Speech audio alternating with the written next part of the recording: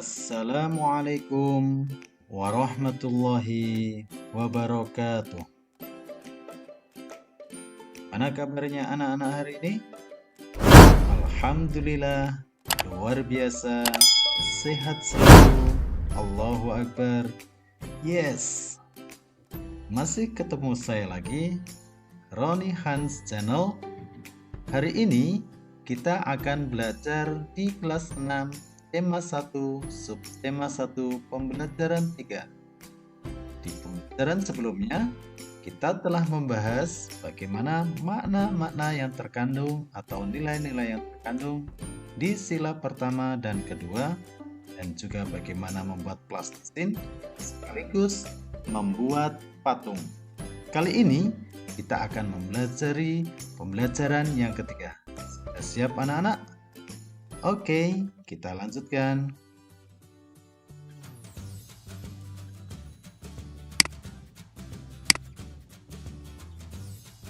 Di pembelajaran 3 ini kita akan mempelajari tentang bagaimana perkembangbiakan secara vegetatif. Pada umbi-umbian, sayuran, dan buah-buahan yang kamu makan membuat tubuh kamu menjadi sehat. Selain itu, kamu akan memiliki cukup energi untuk melakukan aktivitas. Akan tetapi, makanan yang kamu makan saja tidak cukup. Kamu perlu berolahraga untuk membuat badanmu lebih sehat dan kuat.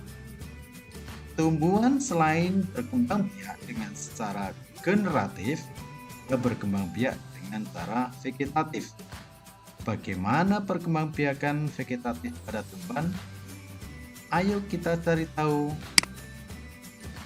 Masih ingat anak-anak?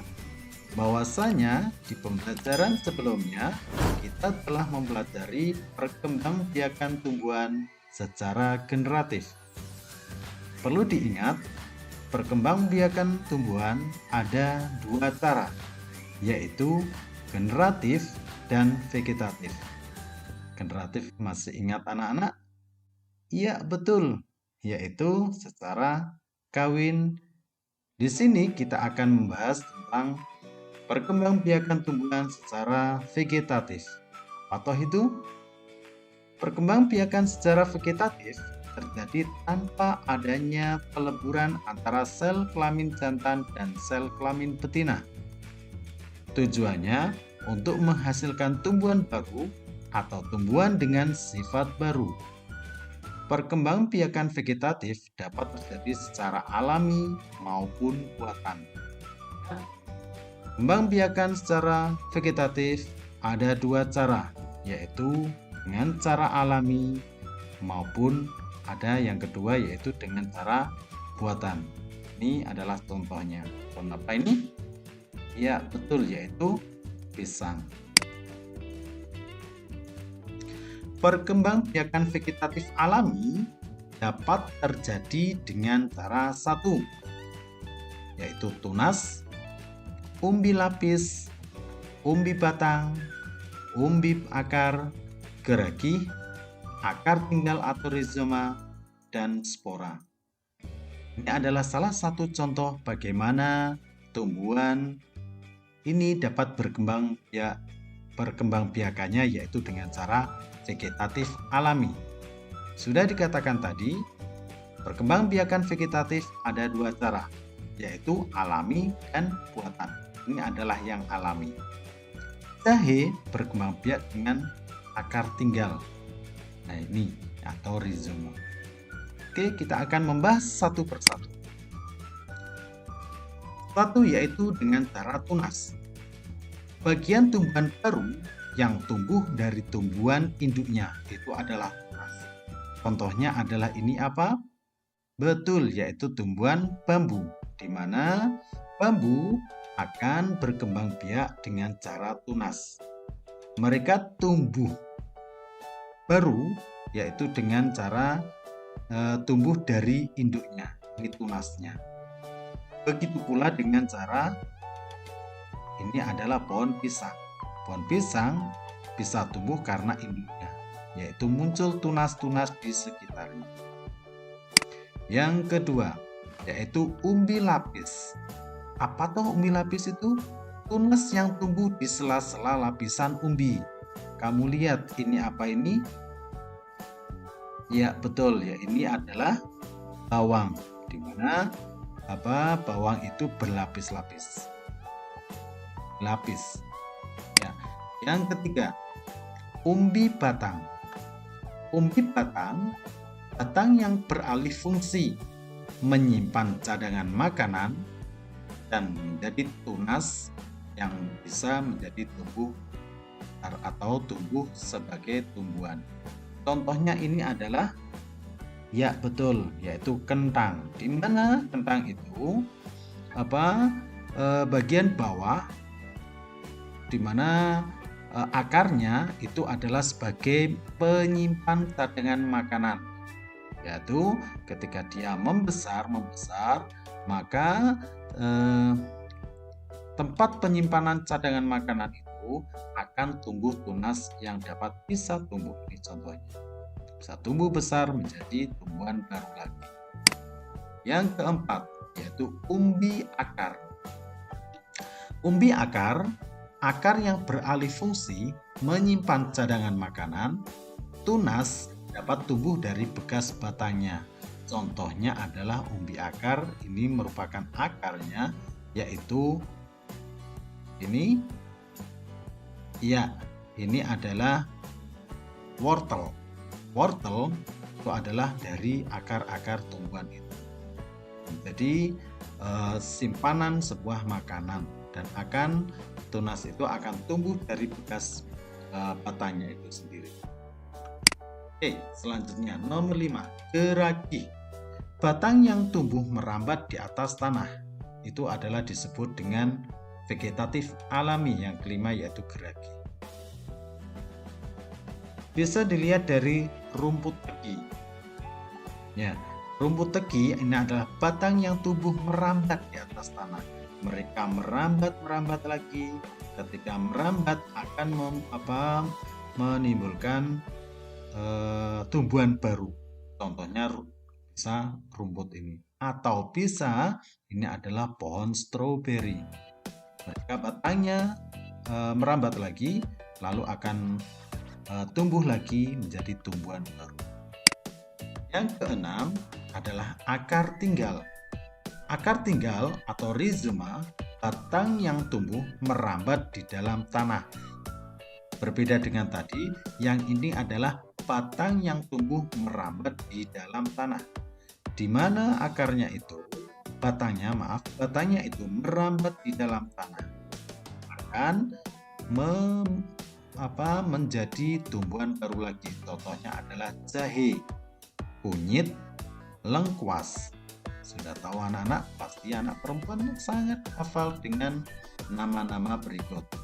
Ya, apalagi jahe, manfaatnya sangat luar biasa untuk ketahanan tubuh kita agar terhindar dari COVID-19. Oke, tanya yang terakhir. Vegetatif alami yang terakhir adalah tumbuh secara spora. Spora adalah bakal tunas yang tumbuh pada tumbuhan, paku-pakuan, dan lumut. Bakal tunas ini kalau kita perbesar untuk suplir, adenium, fenestum, ini bisa dilihat di dedaunannya.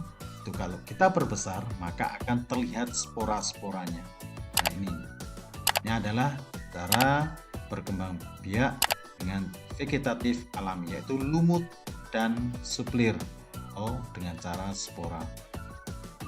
Ya anak-anak, itu adalah secara alami. Bagaimana dengan yang kedua? Katakan tadi perkembangbiakan vegetatif ada alami dan buatan. Perkembangbiakan vegetatif buatan dapat terjadi dengan cara 1, cangkok, 2, stek batang, 3, stek daun, 4, merunduk, 5, tempel atau okulasi, dan yang keenam adalah menyambung. Artinya apa? Perkembangbiakan vegetatif buatan ini bisa terjadi karena bantuan orang atau manusia, sehingga tubuh tumbuhan itu bisa berkembang biak. Namanya adalah vegetatif buatan. Nah, vegetatif buatan yang pertama adalah mencangkok. Bagaimana tuh mencangkok itu? Kalian pasti sudah paham betul.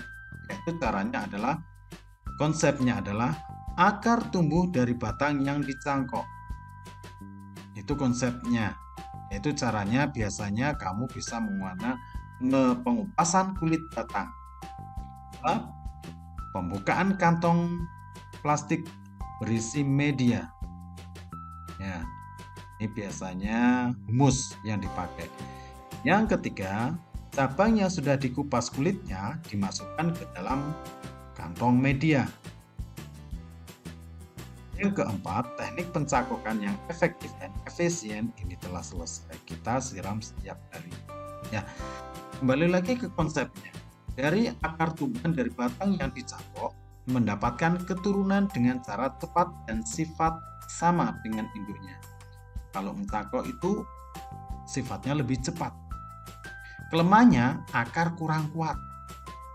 Biasanya digunakan untuk tanaman buah. Ini adalah kegunaan dari vegetatif buatan secara mencangkok. Apa saja yang bisa dicangkok? Ingat, biasanya tumbuhan-tumbuhan yang memiliki kulit di dalam batangnya. Contohnya apa? Samangga, bisa jambu dan lain sebagainya. Itu bisa digunakan untuk mencangkok. Karena apa? Di batangnya ada kulitnya. Oke, next selanjutnya. Vegetatif buatan secara stek. Bagaimana stek? Ini bisa dilihat. Akar tumbuhan dari batang yang ditanam. Itu konsepnya, akar tumbuhan dari batang yang ditanam. Pertumbuhan dan pembungaan lebih cepat. Pertumbuhan dan pembungaan lebih cepat. Kelemahannya tidak dapat dilakukan pada tanaman besar. Biasa digunakan untuk tanaman bunga dan singkong. Ya, ini adalah stek, yaitu biasanya di mana batangnya di situ ada bisa dipotong kecil-kecil, terus nanti bisa langsung ditanam di stek. Oke, next. Vegetatif buatan secara menyambung atau mengenten. Ini bisa dilihat di mana batangnya itu dikelupas, lalu dipotong pas tengahnya, terus tumbuhan yang lain bisa dimasukkan, terus diikat dengan plastik. Konsep ini adalah menyambung batang dengan varietas yang sama. Ingat, harus sama. Tapi bisa jenis yang berbeda. Contohnya, kalau kita ingin mengenten atau menyambung pohon mangga yang sesama, harus varietasnya sama, sesama mangga, tetapi bisa dengan menggunakan jenis mangga yang berbeda. Itu bisa memperbaiki sifat tanaman yang sudah tumbuh.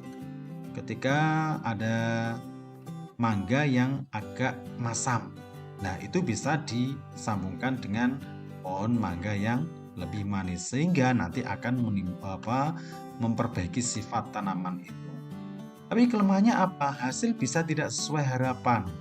Kadang-kadang biasa digunakan untuk segala jenis tanaman bunga, buah maupun hias.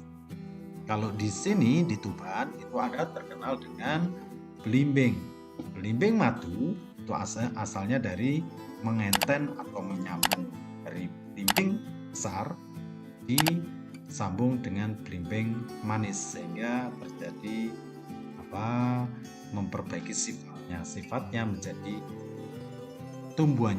buahnya besar dan manis. Oke, next.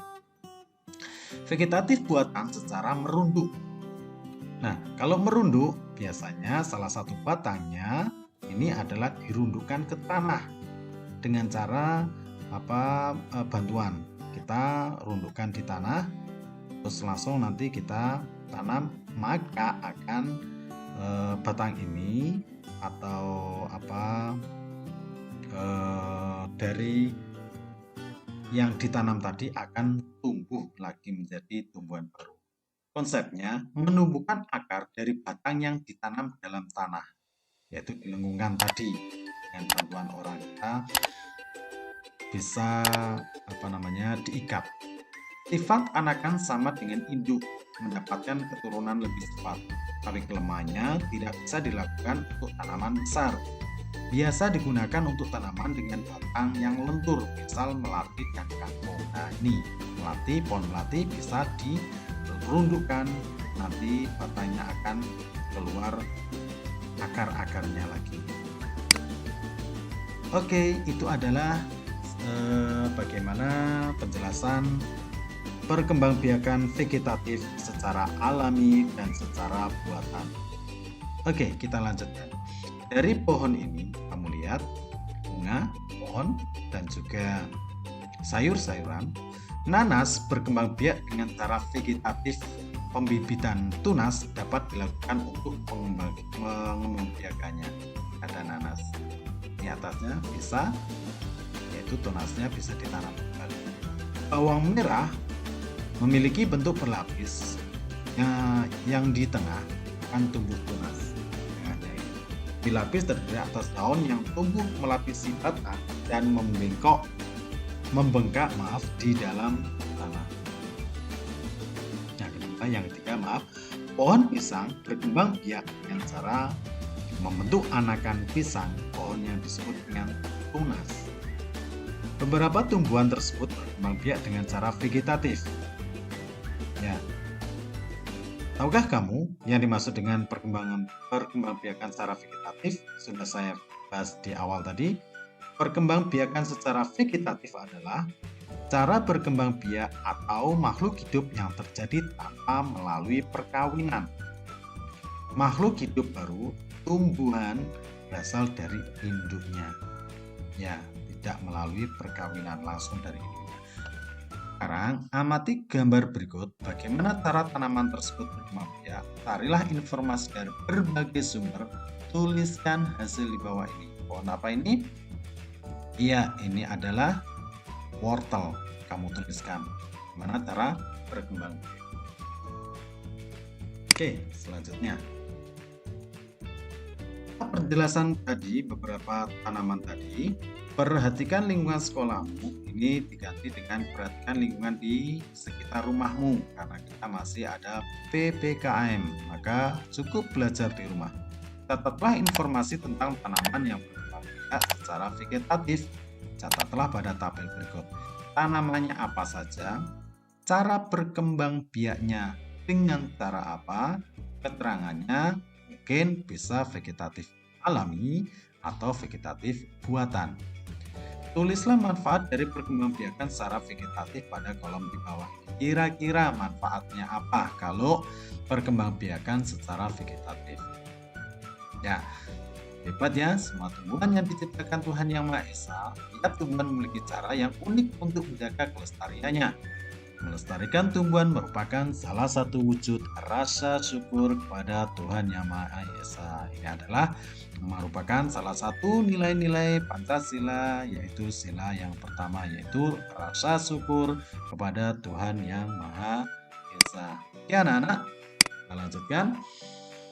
Di awal pembelajaran 1 kita telah mempelajari tentang ide pokok, maka kita akan membahas lagi sedikit tentang ide pokok. Dalam suatu paragraf dapat ditemukan dengan langkah-langkah berikut. Ingat, caranya adalah pertama, bacalah isi paragraf dengan seksama. Ini yang penting sekali, kita harus membaca. 2, temukan kalimat utama dan kalimat penjelasnya. 3, tentukan informasi yang terdapat dalam kalimat utama. Setelah menemukan ide pokok pada setiap paragraf, kamu dapat menulis ulang ide pokok tersebut dalam bentuk diagram. Hanya seperti ini. Berikut contohnya ya.